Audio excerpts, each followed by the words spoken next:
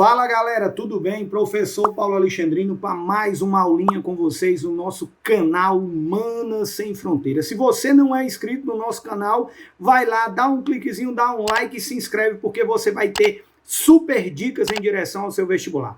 Hoje, novamente, eu e meu querido amigo professor Valder Jales, na nossa famosa dobradinha aí do nosso conteúdo, nós vamos abordar um assunto extremamente importante para os mais diversos vestibulares, que é a crise do sistema colonial.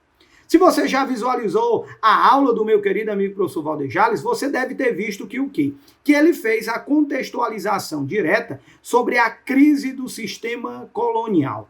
E ele, com certeza, fez uma brilhante abordagem sobre a estrutura da Inconfidência Mineira. Nós aqui, no nosso segundo momento, nós faremos uma abordagem direta sobre a Conjuração Baiana e, é claro, sobre a Revolução Pernambucana. Fechando o contexto dessas que são as três revoltas que marcam a crise do sistema colonial. Ora, se nós pensarmos nessas revoltas, nós temos logo que observar o quê? Que nós temos três revoltas ditas separatistas. A Inconfidência Mineira, em Minas Gerais, 1789, a Conjuração Baiana, na Bahia, em 1798, movimento também chamado de Conjuração dos Alfaiates. E temos a Revolução Pernambucana de 1817, em Pernambuco. Destaque para essas duas revoltas que nós vamos abordar. As duas revoltas, elas estão acontecendo na região Nordeste. Ora, o Nordeste que um dia foi o centro econômico do Brasil. O Nordeste que um dia foi o centro de ocupação do território brasileiro, com o desenvolvimento da cana-de-açúcar. Ora, Paulo, então é dentro desse contexto econômico, político, social do Nordeste que nós vamos ter a Conjuração Baiana e a Revolução Pernambucana. Primeiro detalhe, nós estamos falando sobre as revoltas separatistas. E nós precisamos perceber, nós precisamos observar que as revoltas separatistas, elas apresentam características extremamente peculiares. E que você, com certeza, observou na primeira aula que nós tivemos as revoltas nativistas e as revoltas separatistas. O professor Valder Jales, com certeza, fez esse comentário sobre isso. E nós aqui aprofundamos somente as revoltas separatistas. Demarcando o quê? Que as revoltas separatistas, elas têm e possuem um caráter nacional, uma repercussão total no território brasileiro. São revoltas fortemente influenciadas por ideologias, por movimentos externos. Há de se mencionar, no século XVIII, o desenvolvimento do iluminismo. Há de se mencionar os reflexos do iluminismo na história mundial. Aqui na América, a estrutura da independência das 13 colônias inglesas, a famosa Revolução Americana. E há de se mencionar também na Europa a estrutura da Revolução Francesa. Mas, Paulo, qual é a principal característica desses movimentos ditos separatistas ou emancipacionistas? São movimentos que visam diretamente o quê? A independência do Brasil, o fim do pacto colonial. Ou seja, a possibilidade do Brasil de conquistar liberdade comercial, ou seja, comprar e vender de quem quisesse, e de autonomia política, estabelecendo assim a sua própria Constituição, o seu próprio governo, a sua própria institucionalização administrativa. É dentro desse contexto que nós temos diretamente as revoltas separatistas. E aí você vai observar no quadro, você vai observar naquilo que está aparecendo para você, que nós temos a Inconfidência Mineira e a Conjuração Baiana. Um comparativo de semelhanças e de diferenças entre essas revoltas. Percebendo que o quê? Observe só. Você tem a Conjuração Baiana, diferentemente da Inconfidência Mineira, acontecendo 10 anos depois, em 1798. Agora, não mais na região sudeste, mas na região nordeste. Um movimento que vai envolver as classes populares. Profissionais liberais, mestiços, mulatos, caboclos, negros libertos, pessoas que não tinham um certo poder aquisitivo, que não tinham um certo destaque político, pessoas que vão reivindicar diretamente melhores condições de vida.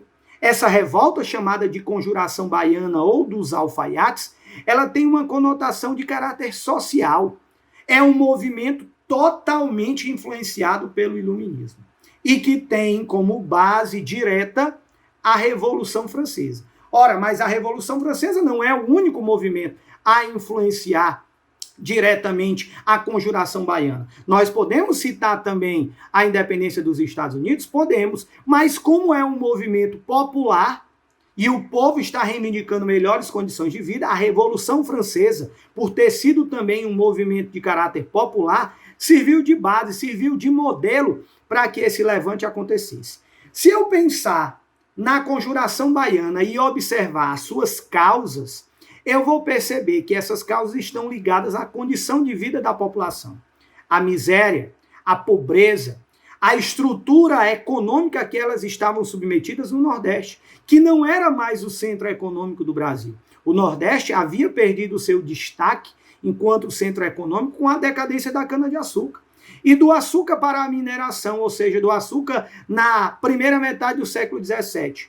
Quando entrou em decadência para a mineração no século XVIII, a região Nordeste perdeu seu destaque, porque a mineração é no Sudeste, São Paulo e Minas Gerais. Então, a estrutura social que se montou na região Nordeste, ela foi extremamente desfavorável para essas classes, que vão viver na miséria, que vão ter que pagar altos impostos, que vão ter uma condição de infraestrutura extremamente pobre para organizar o seu modelo de vida. Então é nesse contexto que a Conjuração Baiana ela surge.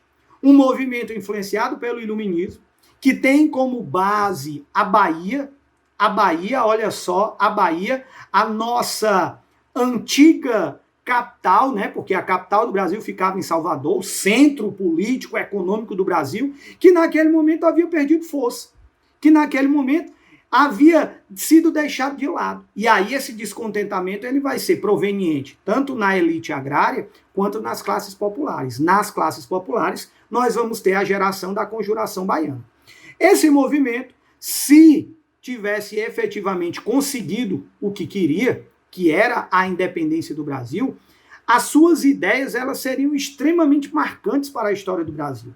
Como, por exemplo, a ideia do fim da escravidão. Algo que não se percebe lá na Inconfidência Mineira, que foi um movimento elitista, que foi um movimento totalmente influenciado por questões econômicas. A questão da escravidão é um ponto central. A questão da república é algo que identifica os dois movimentos, é uma semelhança referente a esses dois movimentos. E é claro, né, uma melhoria nas condições de vida da população com a redução dos seus impostos. Então, com essa tabela que aparece para você aí junto comigo, você vai perceber as principais semelhanças e as principais diferenças entre a Inconfidência Mineira e a Conjuração Baiana. Sabendo disso, a gente sai aí efetivamente do período colonial e entra num outro momento histórico, que é a transição da colônia para o império, com o chamado período joanino, 1808 a 1821.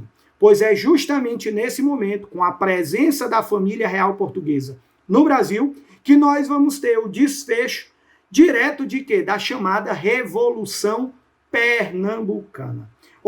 A última revolta separatista da história do Brasil. Dessa vez, nós não temos mais a Bahia, Salvador como centro. Nós temos Pernambuco. Pernambuco que vai desenvolver uma revolta, agora liderada diretamente pela elite agrária, pelas classes médias urbanas, fortemente, olha só, de novo, influenciada pelo Iluminismo, que tem como causas diretas a ausência de poder político, demarcado decorrente da mudança do eixo econômico, a alta carga tributária e, é claro, né, o controle por parte do comércio nas mãos de quem? Dos portugueses. Então essas motivações elas se somam para que, influenciado pelas ideias do Iluminismo, influenciado pela independência das 13 colônias, pela própria Revolução Francesa, nós vamos ter um levante ocorrido em Pernambuco, uma revolução. Ora, o que é uma revolução? É um movimento que pretende alterar por completo a estrutura política de uma sociedade, de um país, de um lugar. E essa revolução, ela se mostraria a partir do momento que o quê? Que dentro da Revolução Pernambucana, a República fosse proclamada, a nacionalização do comércio acontecesse, o fim da escravidão se desenvolvesse, uma constituição para o Brasil fosse elaborada. Então nós temos aí um desfecho de duas revoltas na região Nordeste, que tem efetivamente como pano de fundo a perca dos privilégios políticos e econômicos.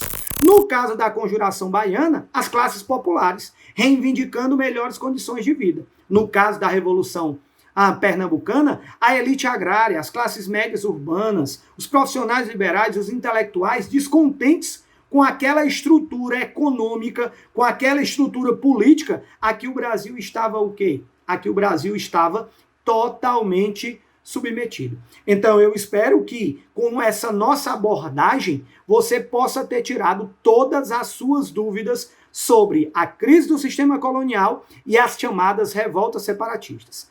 Lembrando, se você não se inscreveu no nosso canal, vai lá, dá um likezinho e se inscreve, porque a gente tem constantemente dicas que vão te ajudar na sua aprovação do vestibular, ok?